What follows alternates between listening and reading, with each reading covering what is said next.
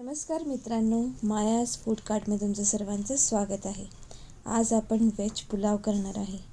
Veg पुलावची खास गोष्ट म्हणजे हा पुलाव सर्वांना खूपच जास्त आवडणार आहे, कारण की तुम्ही हा जर राईस खाल्लात तर तुम्ही फ्राईड राईसलासुद्धा विसरून जाणार आहात.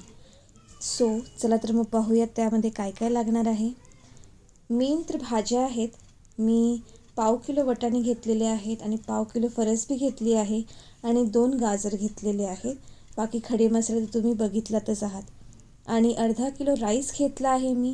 मेन इन्ग्रेडियंट म्हणजे ते 4 मॅगीचे क्यूब्स. त्याच्याने आपला राईस इतका मस्त लागणार आहे, तुम्हाला काय सांगू. त्यानंतर मी गॅसवरती तोप ठेवला आहे मोठा, कारण की माझा राईस अर्धा किलोचा आहे, तो टम्म करून फुलून वरती येणार आहे. त्यानंतर त्यामध्ये मी सगळे खडे मसाले घातलेले आहेत आणि खडे मसाल्यांना चांगलं काळं होईपर्यंत ठेवलं आहे, कारण की मला ते तेल हवं आहे. त्या तेलात मी सगळ्यानंतर भाज्या फ्राय करून घेणार आहे, कारण की त्या तेलामुळे पुलावला अजून चांगलं टेस्ट येते आणि ते एकदमच छान लागतं.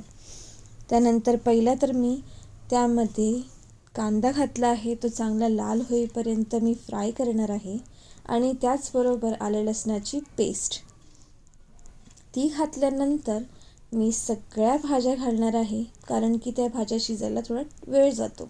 म्हणून त्या भाज्या शिजेपर्यंत साईड बाय साईड मी माझा भात धुवून घेणार आहे, कारण की तो तांदूळसुद्धा मला या भाज्यांमध्ये घालायचा आहे.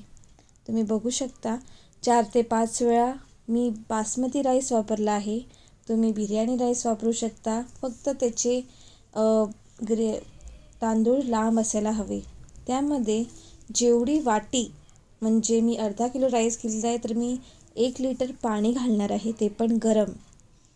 तुम्ही जेवढी वाटी राईस घ्याल तेवढी वाटी तुम्हाला पाणी घ्यायचं आहे, डबल. एक वाटी राईसला तुम्ही 2 वाट्या पाणी घालायचं आहे, ते पण गरम. त्यानंतर त्यामध्ये मस्तपैकी मीठ घालायचं आहे चवीपुरतं. काही लोकांना जास्त मीठ आवडतं, काही लोकांना कमी मीठ आवडतं. तुम्ही तुमच्या आवडीनुसार मीठ घालू शकता. आणि 20 मिनटं थांबून हा आपला पुलाव रेडी.